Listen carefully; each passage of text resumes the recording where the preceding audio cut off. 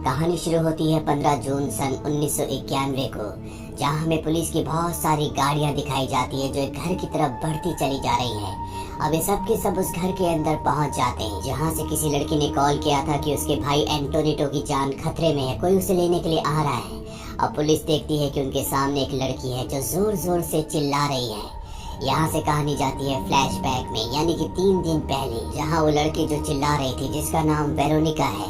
ये लड़की 15 साल की है जो अपने 3 सिबलिंग्स के साथ और अपनी मॉम के साथ रहती है। दरअसल उसके पिता की मृत्यु हो चुकी है, इसीलिए उसकी मॉम को बार में लंबे वक्त तक काम करना पड़ता है ताकि वो अपने परिवार को पाल सके। अब क्योंकि वेरोनिका की मॉम जॉब करती है, इसीलिए वेरोनिका के छोटे भाई बहनों की जिम्मेदारी उसके ऊपर होती है। वही उन सब का ध्यान रखती है। वेरोनिका जब स्कूल जाती है तो उसकी टीचर बताती है कि आज सूर्य ग्रहण है, और पुराने जमाने में सूर्य ग्रहण के दिन लोग बुरी शक्तियों को बुलाते थे, जिसके लिए वो लोगों को मारा करते थे। अब क्योंकि आज सूर्य ग्रहण है, इसीलिए सब के सब बच्चे रूफटॉप यानी कि स्कूल की छत पर सूर्य ग्रहण देखने के लिए जाते हैं। लेकिन वेरोनिका अपनी 2 दोस्तों के साथ स्कूल के बेसमेंट पे जाती है। इनके पास वीजा बोर्ड होता है।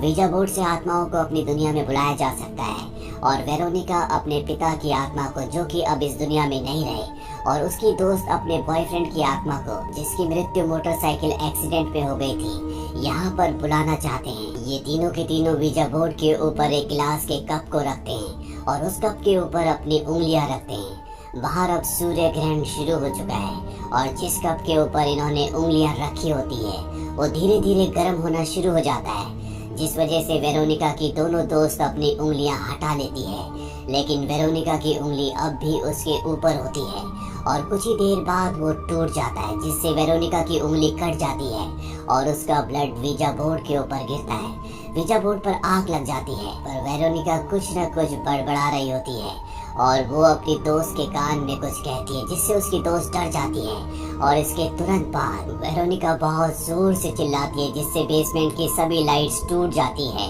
और वो बेहोश हो जाती है। वेरोनिका की जब आँख खुलती है तो वो स्कूल की नर्स के सामने होती है। वो वेरोनिका को बताती है कि हो सकता है कि तुम्हारी बॉडी में आयरन की डेफिशिएंसी है, इसीलिए तुम बेहोश हो गई थी। लेकिन वेरोनिका को पता है कि कुछ ना कुछ गलत हुआ है, और जब वो स्कूल से बाहर जाती है तो देखती है कि ऊपर से एक नन उसे देख रही है। अब वेरोनिका वापस अपने घर आ जाती है, और जब वो खाने की टेबल पर बैठती है और खाना खाने की कोशिश करती है तो उसे ऐसा लगता है कि कोई उसे खाना खाने से रोक रहा है। साथ ही उसके शरीर पर अब अजीब से पंजों के निशान भी होते हैं। वेरोनिका को घर में अजीब अजीब सी आवाजें भी सुनाई देती हैं।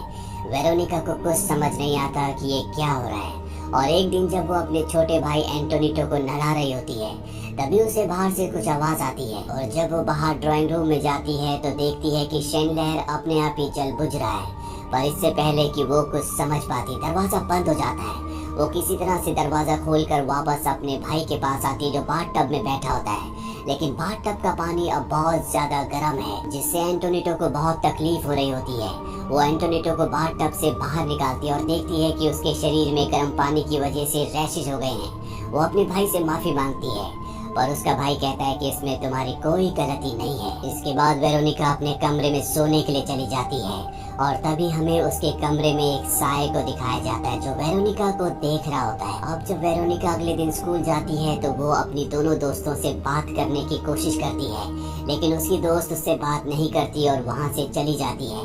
वेरोनिका जानना चाहती है कि उसके साथ बेसमेंट में क्या हुआ था, इसीलिए वो बेसमेंट में जाती है, जहाँ पर पहले से वो नन होती है जो एक दिन पहले उसे ऊपर से देख रही थी। और हमें पता चलता है कि ये नन ब्लाइंड है। स्कूल में इस नन को डेथ सिस्टर के नाम से जाना जाता है, और वो वेरोनिका को बताती है कि तुम्हारे शरीर पर किसी डार्क स्पिरिट ने अपना कब्जा कर लिया है। ये बहुत ही खतरनाक होता है। और इसके बाद नन उसके शरीर से उस बुरी शक्ति को, उस बुरी स्पिरिट को निकालने की कोशिश करती है, पर वो ऐसा करने में पूरी तरह से फेल हो जाती है। वो वेरोनिका को कहती है कि जो तुमने शुरू किया है वो तुम्हें खत्म करना होगा। दरअसल जब भी कोई वीजा बोर्ड से किसी आत्मा को इंसानों की दुनिया में बुलाता है तो उसे वापस भेजने के लिए प्रोसेस को पूरा करना पड़ता है, और आखिरी में गुड बाय भी कहना पड़ता है, तभी वो आत्मा वापस जाती है, नहीं तो वो इसी दुनिया में रह जाती है। और वेरोनिका और उसके दोस्तों ने इस प्रोसेस को पूरा नहीं किया था, क्योंकि ना तो वेरोनिका और उसके दोस्तों को इस बात का पता था, और वैसे भी वेरोनिका पहले ही बेहोश हो गई थी। नानू से कहती है कि तुम्हें अपने भाई बहनों का ध्यान रखना होगा। ये सुनने के बाद वेरोनिका को अपने भाई और बहनों की चिंता हो जाती है। वो घर आकर हर जगह पवित्र निशानों को ड्रॉ करके लगा देती है ताकि वो बुरी शक्ति से अपने भाई बहनों को बचा सके। उसी रात को जब वो चादर सुखा रही होती है तो वो देखती है कि सामने के घर पर एक परछाई है। वो डर कर भागकर अपने भाई के कमरे में जाती है, जहाँ पर उसे दीवार पर वो काला साया दिखता है जो उसे पहले देख रहा था। वो साया अपना हाथ बढ़ाता है और वेरोनिका ने जितने भी पवित्र निशानों के चिन्ह यहाँ पर लगाए थे उन सब को जला देता है और इसके बाद वो उसके भाई पर भी हमला करता है। वेरोनिका डर कर अपने भाई को उठाती है। उसका भाई कहता है कि तुमने मुझ पर हमला किया था। वेरोनिका इस घटना से बुरी तरह से डर जाती है, इसीलिए तय करती है कि वो अपने भाई बहनों को अपने साथ ही सुलाएगी। और तभी उसे एक साया दिखता है और जब वो साये के पीछे जाती है तो देखती है कि वहाँ पर उसी तरह के और भी बहुत सारे साये हैं। वेरोनिका पवित्र क्रॉस उठाकर खड़ी हो जाती है।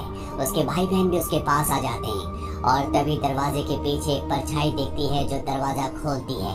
और जैसे दरवाजा खुलता है तो देखते हैं कि वहाँ पर इनकी मॉम खड़ी है। दरअसल ये उनकी मॉम होती है जो नाइट शिफ्ट से घर वापस आई होती है। वो वेरोनिका को ऐसा करने से डांटती है। वो कहती है कि तुम ऐसा करने से अपने भाई बहनों को डरा दोगी। दरअसल उसे नहीं पता होता कि वेरोनिका के साथ क्या हो रहा है।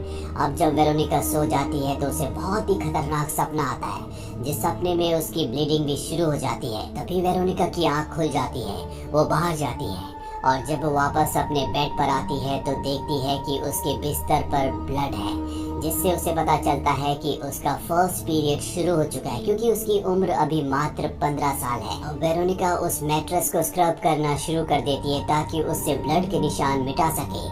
और जब वो मैट्रेस को उठाकर नीचे देखती है तो वहाँ पर जलने के निशान होते हैं, जिससे उस मैट्रेस पर एक आकृति बनी होती है। इसके बाद वो अपने भाई बहनों के मैट्रेसेस को भी देखती है, जिनके मैट्रेसेस के नीचे भी इसी तरह के जलने के निशान होते हैं। इस बात से वो घबरा जाती है और एक बार फिर से वो स्कूल की नन के पास जाती है, जिसे सिस्टर डेथ भी कहा जाता है।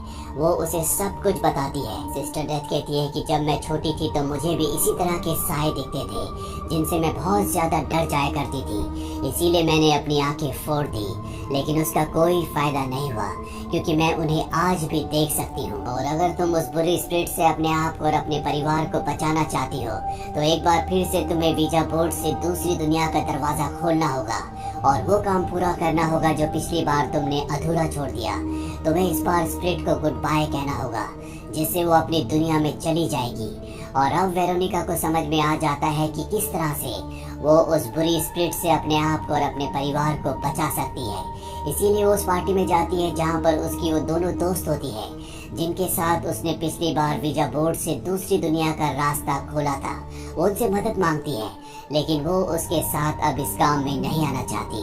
और तभी वो लड़की जिसके कान में वेरोनिका ने कुछ कहा था, वो बताती है कि तुमने कहा था कि मैं 5 दिनों में मर जाऊंगी। और वेरोनिका वहाँ से वापस अपने घर आ जाती है और वो किसी भी कीमत पर उस बुरी स्पिरिट से छुटकारा पाना चाहती है, अपने परिवार को बचाना चाहती है। इसीलिए वो तय करती है कि इस बार वो अपनी फ्रेंड्स के बदले अपनी सिस्टर्स को वीजा बोर्ड के सामने बैठाएगी और उसे एक्टिव करने के बाद वो उस बुरी स्पिरिट को गुड बाय कहेगी, जिससे वो हमेशा के लिए यहाँ से चली जाएगी। वो अपने छोटे भाई एंटोनिटो को किताब में पवित्र सिंबल दिखाती है और कहती है कि इसे घर की दीवारों पर बना दो।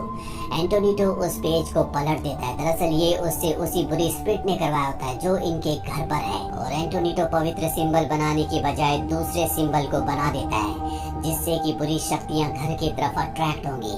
अब वेरोनिका को दिखाया जाता है जो एक बार फिर से वीजा बोर्ड को जोड़ती है, जो पिछली बार फट गया था। उसके ऊपर कांच के गिलास को रखती है और अपनी सिस्टर्स को आमने सामने बिठाती है। ये तीनों के तीनों गिलास के ऊपर अपनी उंगलियां रखते हैं, जिस तरह से इन्होंने पिछली बार रखी थी। और अब ये दूसरी दुनिया के दरवाजे को खोलते हैं और उस बुरी शक्ति को, उस बुरी स्पिरिट को गुड बाय कहते हैं। पर वो स्पिरिट इन्हें गुड बाय कहने से मना कर देती है। इसके बाद कैंडल्स बुझ जाती है और जो गिलास वीजा बोर्ड के ऊपर होता है वो अपने आप ही लुढ़क कर दरवाजे के पास चला जाता है। घर की सारी लाइट्स भी बंद हो जाती हैं और अब वेरोनिका बहुत ज्यादा डर चुकी है। इसीलिए वो पुलिस को कॉल करती है और कहती है कि मेरे भाई की जान खतरे में, जल्दी से यहाँ पर आ जाओ। और यहीं से इस कहानी की शुरुआत हुई थी, जब वेरोनिका ने पुलिस को कॉल करके अपने घर पर मदद के लिए बुलाया था। अब वेरोनिका देखती है कि उसके भाई को उस बुरी शक्ति ने उठा लिया है, वो उसे अपने साथ ले गई है। वेरोनिका अपने भाई को ढूंढने के लिए वॉशरूम में जाती है, जहाँ पर उसका भाई उसे मिल जाता है। वो अपने भाई को गोद में उठाकर अपनी बहनों के साथ नीचे आ जाती है। और इससे पहले कि सब के सब घर से बाहर निकलते, वेरोनिका अपने आप को